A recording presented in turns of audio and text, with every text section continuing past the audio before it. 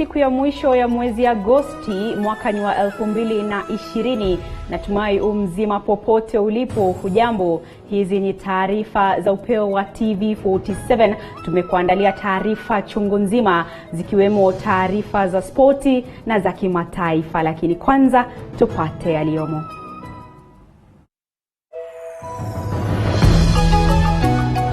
Waziri wa Afya Mutahi Kagwe sasa anasema siasa zimeingizwa katika sakata ya mamilioni ya pesa katika shirika la KEMSA. Gavana Okoth Obado awachiliwa kwa dhamana ya shilingi milioni 8. Huku mbunge Aisha Jumwa akiwachiliwa kwa dhamana ya shilingi milioni 2 huko Mombasa. Na Rais Uhuru Kenyatta aagiza Wizara ya Afya kuweka wazi kandarasi zote zilizotolewa na shirika la KEMSA katika muda wa siku 30 zijazo. The Kenyan people have a right to know how their funds are being utilized. Naam, karibu mtazamaji kwenye taarifa hizi. Jina langu ni Andrina Kilemi, mtangazaji kwa lugha ya ishara ni Faith Cheptile.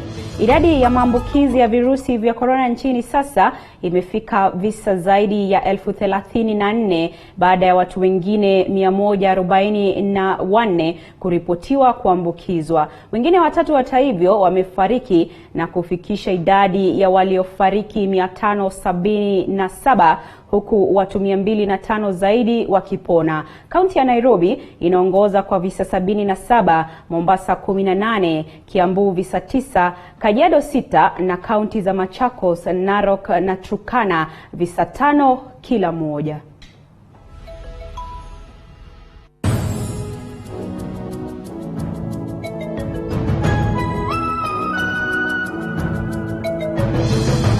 Na waziri wa Afya Mutahi Kagwe amejitetea kuhusiana na shutuma za kuingilia utoaji wa kandarasi katika shirika la usambazaji wa dawa nchini. Kagwe, ambaye amekuwa akitajwa katika sakata hiyo, anasema hakuna hatia kwa waziri kuwasiliana na mkurugenzi mkuu wa KEMSA, kama anavyoarifu mwanahabari wetu Mumbi Shege. Waziri wa Afya Mutahi Kagwe sasa anasema sakata hiyo imeingizwa siasa. Kagwe akijitetea baada ya afisa mkuu mtendaji wa KEMSA aliyesimamishwa kazi John Manjari kumtaja kama mojawapo wa maafisa wakuu katika Wizara ya Afya ambao walimshinikiza kufanya baadhi ya maamuzi ya ununuzi wa vifaa vya kukabiliana na corona nchini. Akijitetea, Kagwe amesema alikuwa anafanya kazi yake na hakuna hatia yoyote ya kuwasiliana na maafisa wa KEMSA katika shughuli za ununuzi wa vifaa vya COVID-19. We started off with PPEs, which, as you know, and part of what forms the current controversy, were very expensive in March of this year, as they were in every part of the world. And it is true that we were buying those PPEs. In fact, initially, when I remember a few of them that actually came at 15,000 before they stabilized at 9,000. The rest of Africa was still buying those things at those prices when we started our local production and reduced them by more than 50% of the cost. Siku ya Ijumaa, akihojiwa na kamati ya pamoja ya Seneti, Manjari alisema alikuwa akishinikizwa na waziri Kagwe na katibu mkuu katika Wizara ya Afya Susan Muchache kupitia mawasiliano ya simu au jumbe mfupi, hatua iliyomfanya kununua baadhi ya vifaa bila kufuata sheria ya ununuzi. Which PS is going to give us Was it written? As I said earlier, there was which PS, and be specific, which PS? Susan Mochache. Yes. There were requests from the Cabinet Secretary, Honorable... Written or by phone call? Either phone calls, most of them SMSs and phone calls. Kagwe sasa akitupilia mbali walio na fikra kuwa waziri wa afya afai kushiriki katika mawasiliano yoyote na afisa mkuu mtendaji wa KEMSA. But of course, there were people who had imported those PPEs. Some of them were not very happy about the fact that we stopped the purchase from KEMSA. And I instructed that be the case, because there seems to be this notion that a CS is not supposed to talk to the CEOs. Tayari kuna shinikizo za kumtaka Kagwe ajiuzulu kutoka kwa wanasiasa mbalimbali. Mumbi Chege, TV47. Mtazamaji, mbunge wa Malindi Aisha Jumwa ameachiliwa kwa dhamana ya shilingi milioni 2 na mahakama ya Mombasa. Akitoa uamuzi huo, hakimu mkuu Edna Nyaloti alisema kuwa mahakama haiwezi kukata dhamana kwani Jumwa anaweza kuwa na maazimio makubwa ya kisiasa na kwa hivyo koti haiwezi kusimama kama kikwazo kwa ndoto zake. Mbunge huyo wa Malindi alifikishwa mbele ya mahakama ya Mombasa akiandamana na wenzake 6 na kushtakiwa kwa makosa 6 ikiwa ni pamoja na ulanguzi wa pesa, kupata mapato kutokana na jinai na mkinzano wa maslahi na udanganyifu. Makosa ambayo alikataa huku akiachiliwa kwa dhamana ya shilingi milioni 2 pesa taslimu. And as is natural with all politicians, she could be harboring political ambitions for higher political office and is not a flight risk. However, the court will not grant the first accused person a free bond as requested by the defense team. The first accused person may be released on bond of Kenya shillings 5 million shillings with one surety of a similar amount, or in the alternative cash bail of Kenya shillings 2 million. Hakimu pia alipunguza dhamana ya washtakiwa 6 kutoka milioni 5 hadi milioni 2 na dhamana ya pesa kutoka milioni 2 hadi nusu milioni, kufuatia maombi ya wakili ya kupunguzwa kwa dhamana kizingatia uwezo wao. Hakimu pia alisema kuwa dhamana ya 6 hao inaweza kupunguzwa zaidi ikiwa hawataweza kuipata. The second, third, fourth, fifth and sixth accused persons each will have their bonds to be reviewed, and their bonds are reviewed from Kenya shillings 10 million with one surety of a similar amount to Kenya shillings 2 million with a surety of a similar amount, in the alternative cash bail of Kenya shillings 500,000 shillings, and should they fail to raise the bond, the court will still review their bond terms. Mbunge huyu na wenzake 6 wanashtakiwa kwa madai ya utumizi mbaya wa milioni 57 za CDF. Kesi hii itatajwa tena tarehe 21 mwezi wa 9 mwaka huu. Kama vile president alivyosema kwamba we need to fight corruption fairly, not selectively. Hiyo lazima ifanyike, because ni jambo la kusikitisha sana, na mmesikia mawakili wameongea yote. Mimi I remain the same. Hata wakijaribu kunisukuma I will not bow. Nataka niwaambie ya kwamba yale yote ambayo yanafanyika, kila mtu anajua ni sababu ya my political stand, my political position ambayo mimi nimechukua katika nchi hii. And let me tell you, kama mnataka kunisukuma because of that, tafuteni mtu mwingine. Aisha will remain the same, the iron lady, defiant. Hayo ndio maneno ambayo nataka niwaambie, na niwaambie ya kwamba mimi mahakama hii nitaingia na kutoka, kama ni polisi nitaenda na kutoka, na msimamo wangu utabakia ule ule. Tony Mwirigi, TV47. Na mtazamaji, ndivyo hali ilivyo. Kwingineko ni kwamba Rais Uhuru Kenyatta ametoa makataa ya siku 30 kwa Wizara ya Afya kuunda utaratibu ambao utawekwa wazi kwenye mtandao na ambapo zabuni na fedha zote zinazohusu COVID-19 zitapatikana. Ameyasema hayo kwenye kongamano na magavana kupitia njia ya mtandao kutathmini hali ya corona nchini. Ni katika kongamano na magavana la kujadili hali ya maambukizi nchini ambapo Rais Kenyatta alitoa makataa ya siku 30 kwa Wizara ya Afya kuunda utaratibu na mbinu yenye uwazi itakayowekwa wazi kwenye mitandao kuhusu kandarasi katika shirika la KEMSA. How was that tender evaluated? We can see how have people bid. We can see who was finally awarded.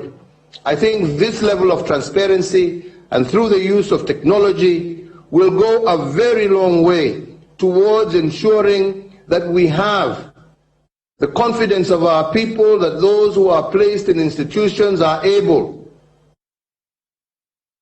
to manage the resources of the Kenyan taxpayer plus our development partners in an open and transparent manner. Rais Kenyatta kadhalika aliagiza kuwa vitengo vyote vya serikali za kaunti zizingatie hatua hiyo, akiongeza kuwa hilo litasaidia katika kufuatilia, kuhakiki na kuweka wazi mipango yote inayohusu fedha za corona.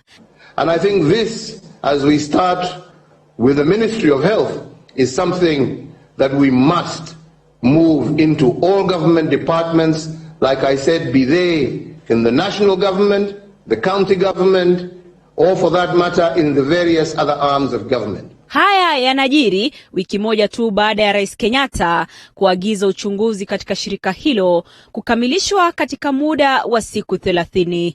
Andrin Kilemi, TV 47. Na hali ya huzuni imetanda katika kijiji cha Exndeya Kusini, kaunti ya Nyandarua, baada ya mwanamume mmoja kudaiwa kumuua mkewe kwa kumdunga kisu kabla ya kujitoa uhai. Anthony Ng'ang'a mwenye umri wa miaka 41 anadaiwa kumuua mkewe Wairimu Njeri wa miaka 35 baada ya ugomvi wa kinyumbani. Ni kisa kilichoacha wengi wa majirani wa Anthony Ng'ang'a na mkewe Wairimu Njeri kwa huzuni na mshangao. Kulingana nao, Anthony Ng'ang'a, baba wa watoto wawili, alitumia vifaa vya kinyumbani kumuua mkewe baada ya ugomvi wa kinyumbani. Sasa tukauliza ako wapi, tukaingia kwa nyumba, tukakuta bibi amelala kwa kitanda na amedungwa kisu ya mgongo. Inadaiwa kuwa Anthony alitumia kisu kumdunga mkewe mgongoni na kumwacha na majeraha kabla ya kumkata kwa shoka. Kisha Anthony baadaye alijitoa uhai nyumbani kwake mbele ya wanawe. Tumepoteza mume mwenye watoto wawili na mke wake. Mume ana miaka 41 na mke wake ni wa miaka 35. Mauaji hayo yakijiri siku chache tu baada ya ugomvi mwingine baina yao, huku juhudi za majirani kuwapatanisha zikiambulia patupu. Miili ya wawili hao imepelekwa katika hifadhi ya maiti ya hospitali ya Nyahururu, huku uchunguzi ukiendelea. Immaculate Tuma, TV 47. Na baada ya muungano wa kiuchumi wa kaskazini mwa bonde la Ufa NOREB kuyafungua masoko ya mifugo ili kufufua uchumi, serikali ya kaunti ya Trans Nzoia imeanzisha mpango wa kutoa chanjo kwa mifugo. Mwanahabari wetu kutoka kaunti hiyo anatuarifu zaidi. Afisa mtendaji wa Wizara ya Kilimo katika kaunti ya Trans Nzoia, Robert Mskoyo, akizindua usambazaji wa tangi za maji kwa vyama vya ushirika, hasa vile vinavyozalisha maziwa, amesema eneo la NOREB limeweka mikakati ya kushirikiana kwa pamoja kudhibiti kusambaa kwa maradhi ya miguu na midomo kwa minajili ya kuepushia wafugaji hasara. As a Department of Agriculture, Livestock, Fisheries and Cooperatives,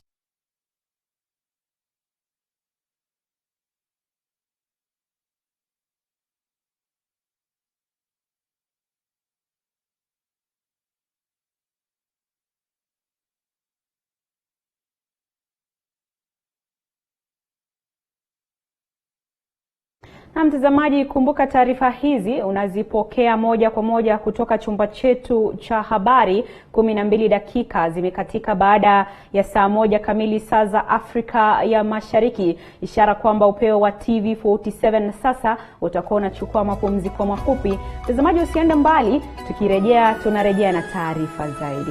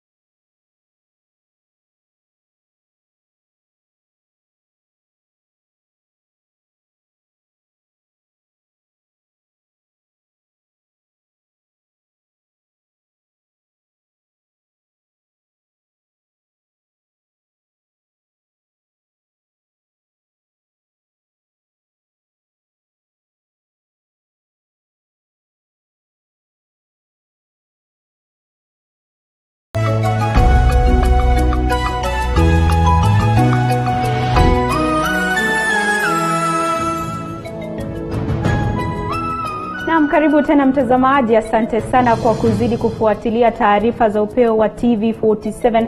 Iwapo ndo mwanzo unajiunga nasi, mie ni mwanahabari wako Andrin Kilemi, anayesaidia kwa lugha ya ishara ni Faith Cheptile. Gavana wa kaunti ya Migori Okoth Obado pamoja na washtakiwa wenzake wamelipa dhamana ya jumla shilingi milioni 45 baada ya mahakama kuachilia. Mshukiwa mmoja amesalia ndani kwa kutosalimisha pasipoti yake kotini, na ni taarifa ambayo mwanahabari wetu Nanok Lauren amefuatilia kwa kina na sasa anatuarifu.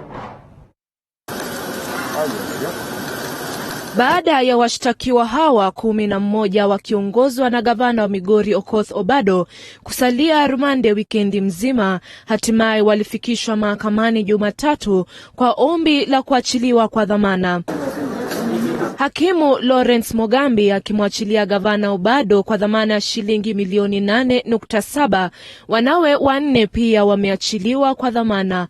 Dan Achola kwa shilingi milioni 2.5, Susan Scarlett shilingi milioni 3, Jerry Zakari na Evelyn Odhiambo shilingi milioni 2 kila mmoja.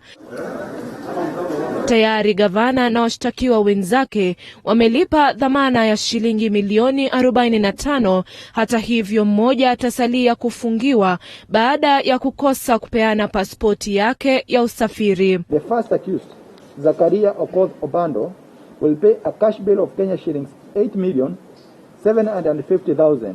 In the alternative, a bond of 20 million shillings plus a surety-like amount. The second accused, Dan Ochola Okoth, will pay a cash bill of Kenya shillings 2,500,000. In the alternative, a bond of 5 million shillings plus a surety of like amount. Kando na gavana Obado kuamriwa kutoendeleza shughuli zozote katika afisi zake huko kaunti ya Migori, washtakiwa wote wameelekezwa kutotangamana na washahidi pamoja na kusalimisha pasipoti zao kotini. There shall be no access to Migori County offices by any of the accused persons in this case. This order is intended to preserve the integrity of the trial process. Number 2, the accused shall deposit their passports with the court. Those without the passports must swear an affidavit to that effect. The accused persons are cautioned not to interfere or contact witnesses in this case. Baada ya siku 21, washtakiwa hawa wanatarajiwa kufika mahakamani kwa kikao kingine. Hatimaye gavana Okoth Obado pamoja na washukiwa wengine wameachiliwa kwa dhamana, ila gavana huyo ameamrishwa kutoendeleza shughuli zake katika afisi za kaunti za Migori. Nanok Lauren, TV47. Mtazamaji, gavana wa Nandi Stephen Sang amefika mbele ya kamati ya seneti kuhusu uhasibu kujibu maswali kuhusiana na matumizi ya fedha mwaka wa 2017-2018. Sang hata hivyo akijitetea kuhusiana na matumizi mabaya ya fedha ya umma. My concern only, I know the matter of says it is in court. Outweigh the on-source revenue that Nandi generates. There is the sales by the sugar cane. Chair, you know we are in sugar belt. Your target was 36,430,721, and you had a leap of collection from 29 million in the year 2017-18 to 46,102,045. Clearly, there was a problem of collection of revenue in the year 2017-2018, Chair. That needs to be justified more. I would request this committee, and the governor can confirm this, that this committee orders special audit on the proceeds of Kiborgo estate and ownership. If anybody is looking out at all these resources, why would they say that Nandi County cannot generate revenue? So if you've not appealed this decision, my advice to you is appeal the decision and try to be creative as per the Article 209 on the kind of rates that you can charge as a county government. The reduction in county on-source revenue was attributed to the transitional challenges and low collection of TSES. This was caused by suspension of the implementation of the Produce Sales Act by the High Court being an outcome of a court case, of a case filed in court by key stakeholders who objected to the levy of the cess. Mtazamaji, muungano wa viongozi wa kidini kaunti ya Uasin Gishu wameitaka serikali kutoa habari kamili kuhusu idadi ya sasa ya wagonjwa wa corona ili kuondoa tashwishi inayoikumba kuhusu kupungua kwa idadi ya visa vinavyoripotiwa katika siku za hivi karibuni. Viongozi hao wanasema hakuna habari yoyote kabambe kuhusu kile kinachopelekea visa kupungua, na wameitaka serikali kuruhusu shughuli za kawaida kurejelewa iwapo ni kweli kwamba visa hivyo vinapungua. Jina la Mungu Baba, Mwana na Roho Mtakatifu. I don't pronounce this one. Partner with others, you will do great things, so it is good. Today we want to celebrate that. Tena nawaambia ya kwamba wawili wenu watakapo na mambo yale tunayafanya hapa duniani, it is good to have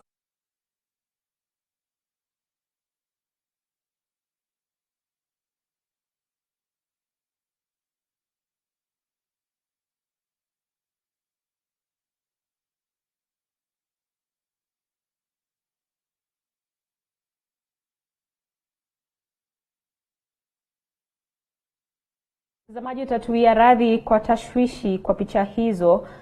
Ni taarifa ambayo tutakuwa tunaishughulikia na utaipata mwendo wa saa 3 kamili na mwenzangu Abubakar Abdullahi. Tudunde viwanjani ambapo mshambuliaji nyota wa Tusker Timothy Otieno amejiunga na klabu ya Napsa Stars nchini Zambia. Mchezaji huyo wa zamani wa Gor alikuwa mfungaji bora ligi kuu ya taifa msimu jana kwa magoli yake 15. Otieno atakabiliana na ushindani mkali kutoka kwa mshambuliaji wa zamani wa Southampton Emmanuel Mayuka ambaye pia ametia saini mkataba na Napsa.